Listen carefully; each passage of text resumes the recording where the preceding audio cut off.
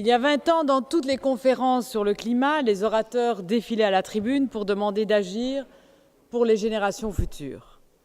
Ces mêmes orateurs ajoutaient que nos enfants nous jugeraient sévèrement si on ne changeait pas de route. Conférence après conférence, c'est devenu une rengaine un peu creuse, vite dite, vite oubliée. Les années ont passé et aujourd'hui, chers collègues, les générations futures sont dans la rue.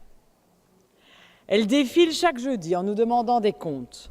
Semaine après semaine, des milliers de citoyens, des milliers de jeunes, mais aussi des moins jeunes, nous tendent un miroir pour dénoncer l'incapacité de notre système politique, de notre système administratif, de notre système économique à répondre aux défis du changement climatique.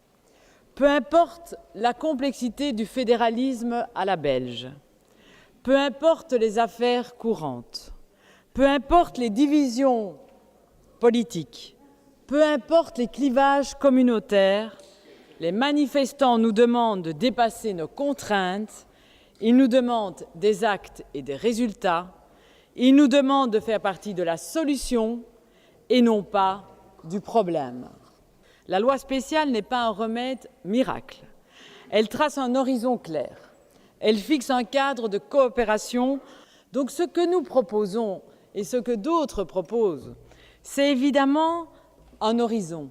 C'est tracer la voie, tracer les ambitions pour demain.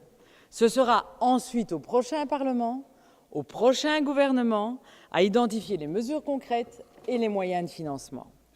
Quand je vois le plan B des opposants à la loi climat, un amendement déposé, ils nous disent depuis le début que la loi spéciale est inefficace et qu'il faut privilégier les accords de coopération. Ce plan B n'est absolument pas une alternative, c'est une voie de garage qui va maintenir notre pays dans l'immobilisme climatique.